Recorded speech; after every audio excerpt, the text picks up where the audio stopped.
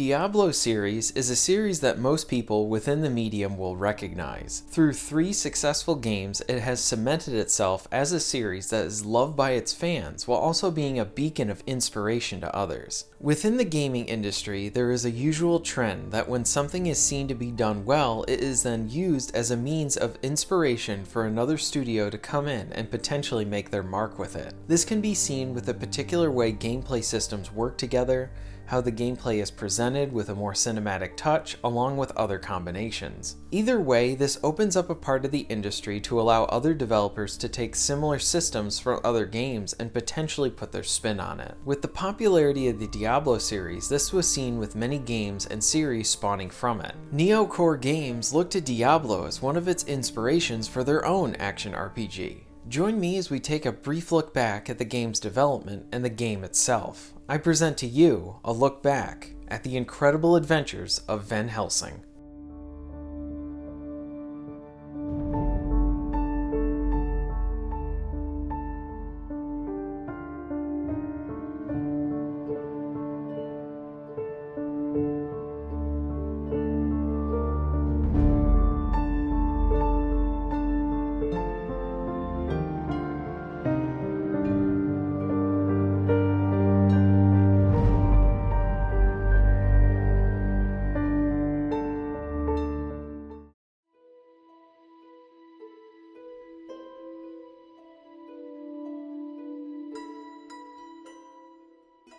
For several years, Neocore put their passion into real-time strategy games. They created RTS games based in the Crusades, and they tackled the rich setting of King Arthur and his knights. After several RTS games, they wanted to tackle a new genre for their next game.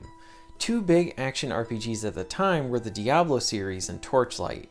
Neocore looked to those 2 games as inspiration for their next one. They hoped to take what works and what was familiar with the action RPG genre and provide their own take on it. With this, they focused their efforts on taking the fiction of the famous monster hunter Van Helsing and combining that with the gameplay of action RPGs.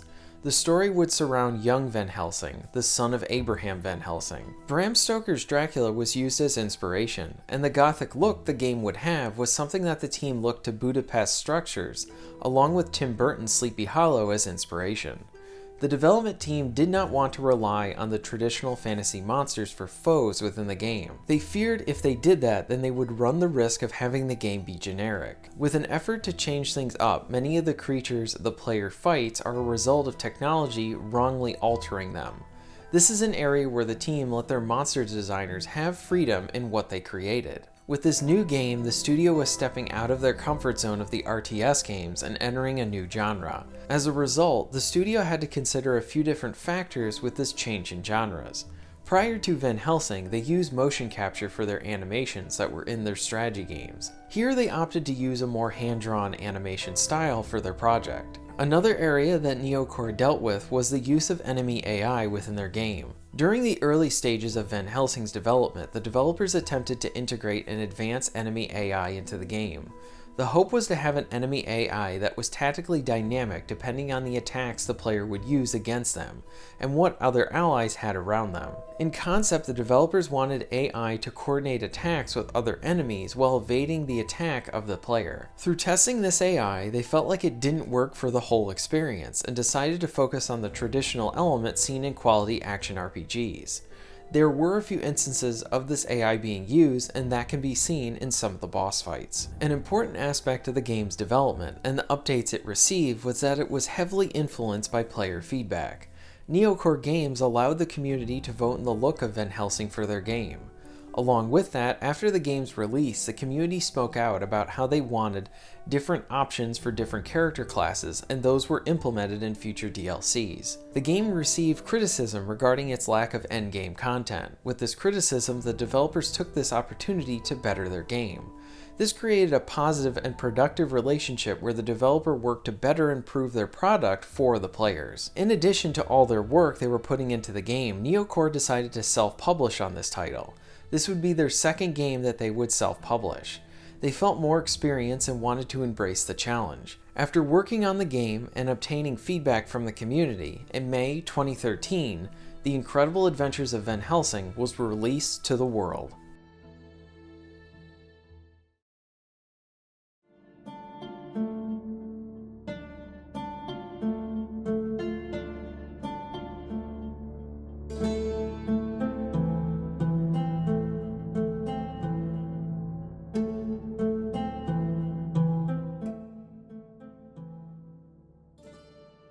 The incredible adventures of Van Helsing starts out with setting the stage for the main quest. At the start, it is revealed that we will be playing as the son of the Professor Abraham Van Helsing, who also goes by Van Helsing. Through the initial narration, Van Helsing states that he has essentially taken up the mantle from his father. His father receives a message for help from Borgovia. Since his father is not taking any missions or requests anymore, Van Helsing sets out for Borgovia.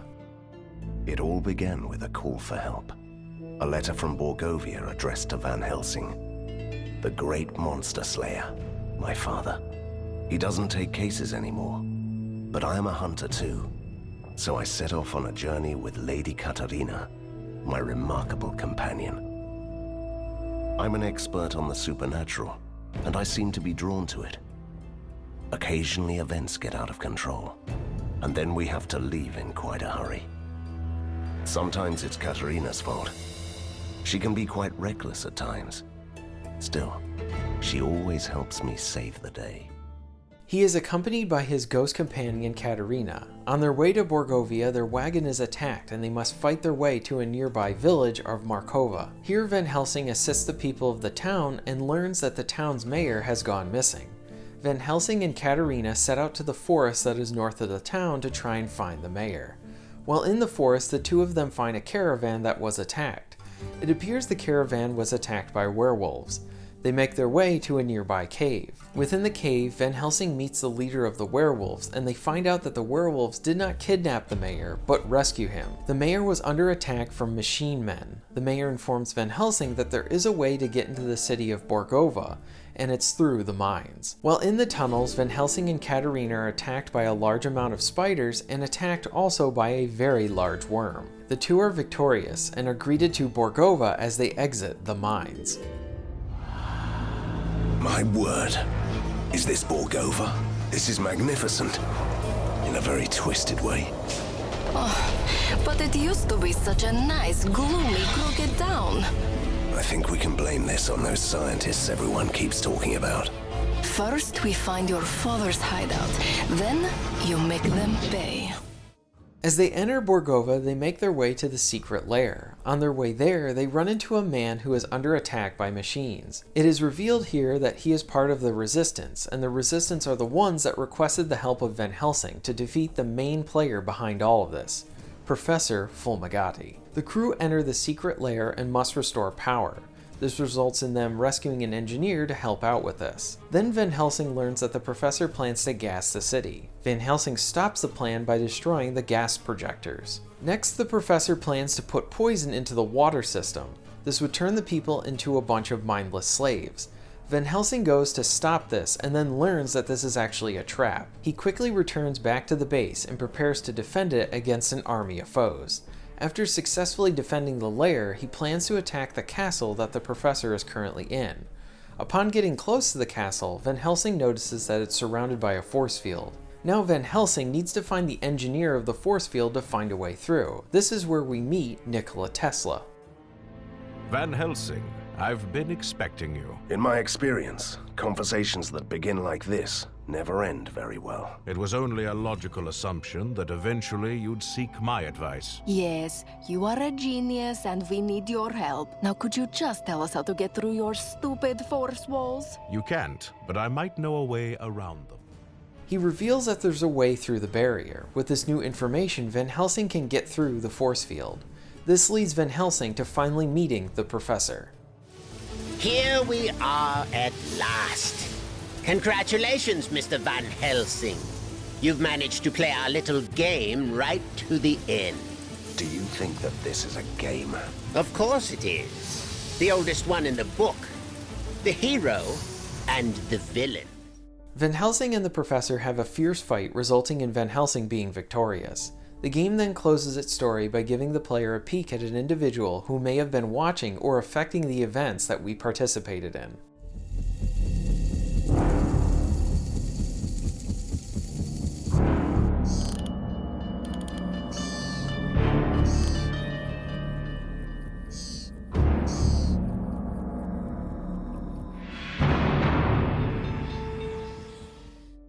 Overall, I did enjoy the story within the game. It wasn't the most emotional narrative, but it did paint an interesting world that I wanted to explore more of. The main focus of this game is very much on the minute-to-minute gameplay. The gothic look mixed with a familiar character made this setting really interesting. The villains range from traditional monsters to different creations. There's some humor that's used throughout the journey that does help to keep things light, while the environments would tell you that this game is going to be very dark and serious. Katarina does bring a lot of charm to this, as her comments on some of the things that she says are pretty funny. I do think there was an opportunity to have a father and son story or sub-story, but the game didn't decide to go in that direction. I do think a father-son storyline could have added some emotion to the story, but at the same time, I do feel like this is one of those games where too much story would have been intrusive to the gameplay. At the same time, I do think there could have been more done with the professor. He's the main villain and we only get to see him at the very end. I think it would have benefited the story to have him pop up a few more times before the final encounter. The world is interesting, the narrative is good, but the true highlight is the gameplay.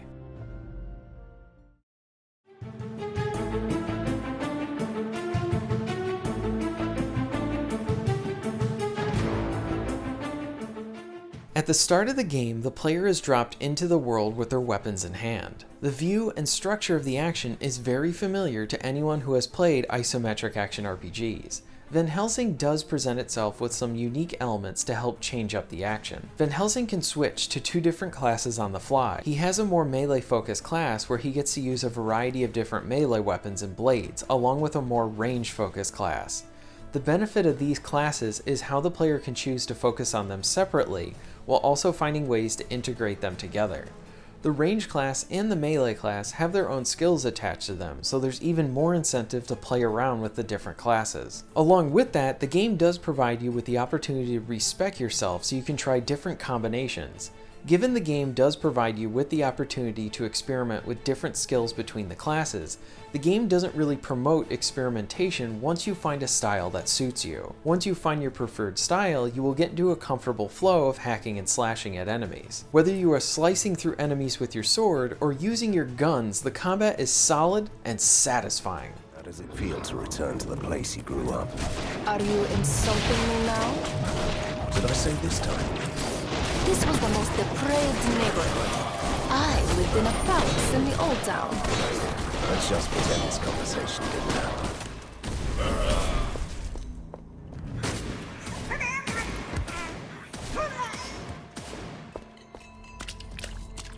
Terminate your hostile behavior.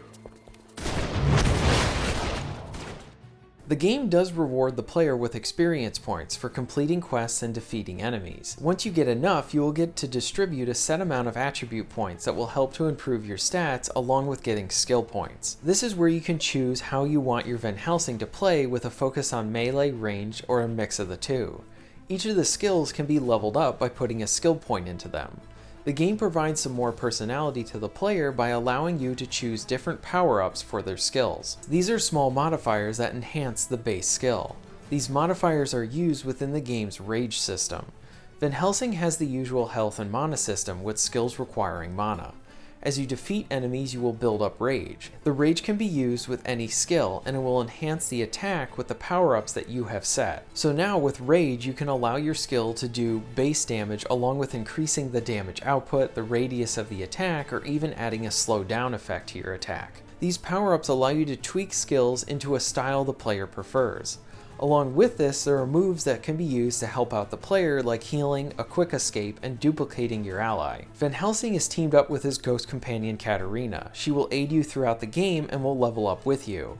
You will get a few options to tweak her behavior depending on how you want her to attack in battle. As she levels up, you can improve her stats as well by also choosing different passive buffs that will help out Van Helsing. As you complete different tasks throughout the game, you will earn reputation. This can be used to earn a set amount of ability points, skills, or other passive buffs. As you slay armies of monsters, the action is satisfying because of the enemy variety, along with the satisfaction in their deaths. In many instances, your attacks will cause your enemies to explode, and it only adds to the combat. It shows the impact of your attacks, and it's delightfully over the top. The action is solid and enjoyable, while also earning new levels and skills to help better your character. Plus, the drip feed of new good loot is another factor in these games, and Van Helsing does a pretty good job here with it. Loot will continually be fed to the player as a means to keep scratching that itch. Good games like this are addictive and make you want to keep playing just a little bit more, and Van Helsing is no exception. You'll find rare, unidentified, and legendary sets of loot. The hub areas do provide additional opportunities to socket different buffs into your equipment, along with attaching different essences to provide more bonuses. In an effort to change up normal combat, there are instances of tower defense-like gameplay. When you make it to the secret lair, you will be asked to defend it against waves of enemies. For this, you can build a variety of different traps across the map. You get traps that will spawn allied monsters to fight for you, flame towers, spike floors, and more. You will be able to control Van Helsing and use your strength to fight off the enemies and take out the stragglers that made it through your defenses. I really enjoyed these sequences and wish they had been expanded upon more, as they did help to change up the action. The tower defense gameplay did add some strategy to the gameplay. Plus, it was satisfying to build up a good defense and watch armies of bad guys not be able to get through. This would have been a good mode to include within the endgame content as something to continually do over and over again. The main quest is your standard stuff of getting to a new location and killing everything you come across. The game does provide side quests in the two hub-like areas. You will do missions for people and they will give you rewards. There isn't really anything new or out of the ordinary here, and at the same time, I don't think it needs to be. The quests are done in a traditional manner, and they surround themselves in quality gameplay and an interesting world. After you beat the story mode, there's some extra content to help extend your runtime. You will have 2 other classes to choose from the start of the game, so if you have the current console version of the game, you'll have this already packaged in. The extra classes help to extend out the game if you want to try it out again with another one. The game presents scenario mode, which is essentially some of the prior levels, but now they have harder enemies and a better chance at getting better loot. You can always run back through the story mode on a harder setting as well. In addition to all of this, you can play the entire game in online co-op, and I think that is a most welcome addition. While the combat is enjoyable, it is worth noting that towards the end of the game, the enemies are able to do so much damage that it can feel like the game is becoming overwhelming. I feel like better balancing would have benefited the ending parts. While the gameplay most definitely uses Diablo 2 as its main inspiration, the execution of Van Helsing is really good. The game provides an addictive loop of fighting monsters and always earning something for yourself, whether it's new loot, skills, or level ups. The rage mechanic, along with having the ability to switch between 2 classes, helps to give this game its own identity. This is seen within the soundtrack itself. The soundtrack has some very memorable tracks to it that feed into the world and the atmosphere. The gothic tone is furthered through the music. Here are a few tracks from the game.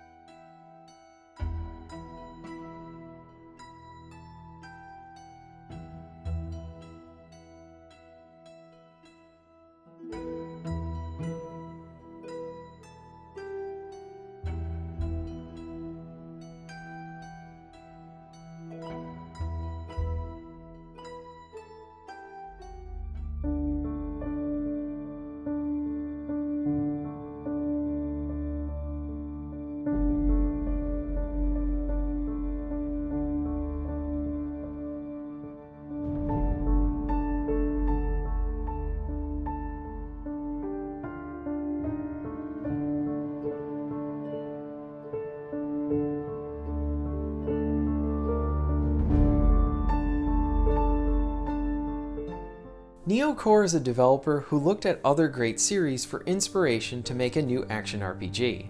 The incredible adventures of Van Helsing delivered in providing a familiar experience while also being addictive. I think Van Helsing is a great example of how the games industry will pull from other games as a means of inspiration to try and make something that is both similar and their own. They even further developed on their game after the Van Helsing trilogy was completed. The developers went back and retweaked the first game again by putting all 3 games into one seamless game while also providing more options than were initially available within just the first game. The same can be said with other changes and enhancements in the final cut for the rest of the trilogy. This shows a commitment to continually providing and improving their experience for their game, and not just be satisfied with their initial release. Van Helsing's development and game updates shows a developer who wanted to create something new, along with continually addressing criticism and bettering their craft.